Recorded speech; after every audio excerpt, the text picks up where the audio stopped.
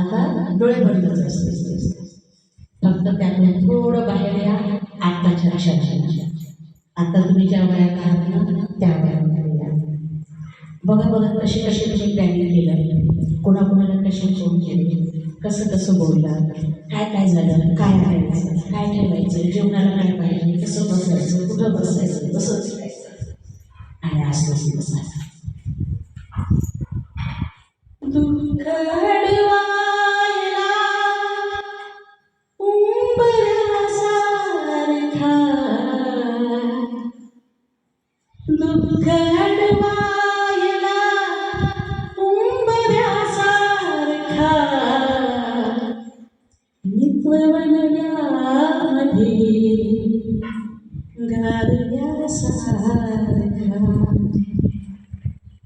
वाट चुकणार नाही जीवनभर तुझी, वाट चुकणार नाही जीवनभर तुझी, एक तू नित्य आरशासारखा,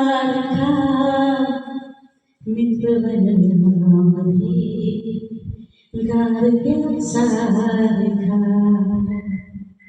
आत्महत्याच करणार नाही कुणी,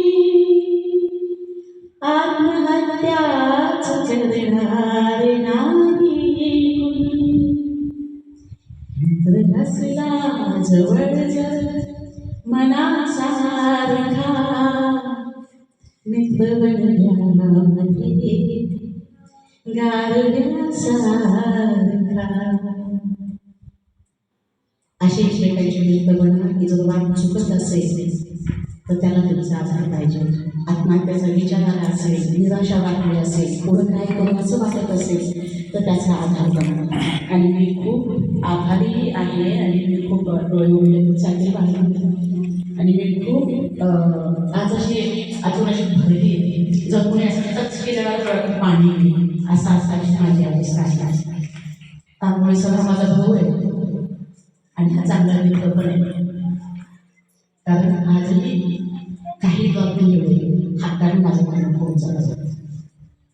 आज किती दिवसानंतर 66 वर्षांनी सर आहे, माझ्या आईचे वर्ष 66. जेव्हा ते मला आता भेटले मध्ये मला गडबडून आलं. मला काय आठवलं माहिती आहे का, शनिवारी भाज्यांचा वास, खिचडी, कढी, कधी कधी चिकन, आणि मुलाला सुद्धा म्हणायचं बाई आज भजी खाऊ वाटत. आपण बोलायला आठवलं का कोणी कोणी खाल्लेले माझ्यासोबत भजी तळले वगैरे, तुम्ही होता अरे सापडला. मग कोणी तेल आण, कोणी बेसन आण, ही मजा नाही आता. शिक्षक आणि विद्यार्थी म्हणून भज्याची पार्टी कोणी केली होती का सांगा, पार्ट्या होत असतील वेगळ्या, त्याचं भाव नाही माहिती. पण ह्या पटांगणात ह्या प्रेमासिसमध्ये आज जे तुम्ही घडवलं ना मन खूप समाधान आणि तुमच्या तोंडून जी तुमची प्रगती आहे. आमची मुलं असायची अशी असायची हे नाही त्याच्यामध्ये की मी फक्त शिकलीच करतो नाही. अरे तुम्ही माणूस म्हणून कमाल आहात, तुम्ही एक मित्र म्हणून कमाल आहात आणि त्याच एवढे तुम्ही एकमेकांच्या संगतीला आहात. मी मनापासून तुम्हाला खूप खूप आशीर्वाद देते बाळांनो.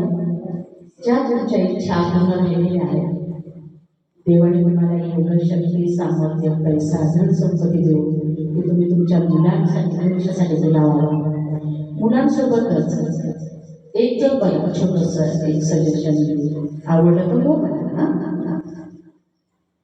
असं जर तुम्ही ठरवलं ह्या बॅचच्या मुलांना एखाद्या मुलाला दत्तक घ्यायचं, कशा जो खरंच अगदी काहीच नाही, निव्वळ दुर्बल नाही, त्याच्या शिक्षणाची जबाबदारी घेऊ शकतो का आपण? होऊ शकतं ना असं. आता याच्यामध्ये हे नाही होऊ शकत ना की मी कमी पैसा माझ्याकडे आहे तर मी कसं करू, खाली जबाबदारी. आज ज्यांनी केवळ धावपळ जरी केली असेल ना, लग्नामध्ये जर फक्त नवरा असेल तर लग्न नसतं. वराडी पाहिजे, आधी खेळायला माणसं पाहिजे, बैठकीला माणसं पाहिजे, वरतीच्या पुढे नाचायला माणसं पाहिजे, तेव्हा लग्न होतं. तसंच असतं हे पण संमेलन. केवळ टीचर आले असेल तर ते नसतं झालं. तुमच्याकडे प्रत्येक जणाला म्हणून हे छान झालं. तसं असं काही करता येईल का? गिफ्ट म्हणून जर तुम्हाला काही छानच आहे, टच झाले, ते वादच नाही.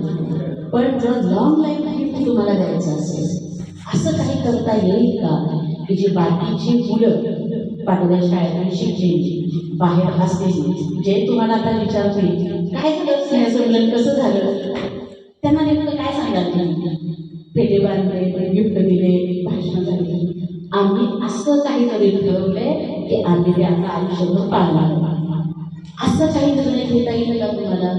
पुढच्या दिवसासाठी आपण जीवाचं दान करतो, वाटतंय ते करतो, पण जसं तांबे सर म्हणाले की स्वतःच्या स्वार्थासोबतच थोडंसं अजून एक पाऊल पुढे, असं काही घडू शकेल का? बघा, तुमचा एक छान ग्रुप झालेला आहे, एकमेकांशी बोला, डिस्कस करा, आणि जे तुमच्या ताकदीला झेपेल, पाटोद्याच्या एखाद्या मुलाचं नाव मोठं होईल असं झालं तर किती छान. ह्या क्षणाला ते नोंदवलं जाईल इतिहासामध्ये की पहिला मुलगा जो आम्ही मुलांनी त्या सालामध्ये मुलांनी दत्तक घेतला होता आणि त्याचं पुढचं शिक्षण आम्ही केलं. ऑफकोर्स त्याच्यामध्ये त्या सगळ्या बाबी बघा, त्याची शिक्षणाची आवड, घरची परिस्थिती आणि कसं कसं मेसेज असू शकतात. मला तुम्ही बोलायची संधी दिली, आणि मला एक आईला जसं सांगत होतो ना बाळांना, आज तसा झाला. बाई म्हणून बोललीच नाही गेली आपल्याला, मी अक्षरशः आई म्हणूनच तुमचे खूप खूप धन्यवाद. आणि या सगळ्या सरांचे सुद्धा, कारण त्यांनी वेळ काढला. स्वतः किती बिझी, त्यांचा सण आहे, किती त्यांच्या पाठीमागे कामं असतील, कॉलिंग असेल, इन्व्हिटेशन असेल, पण आज तर तुमच्यासाठी हे प्रेम आहे.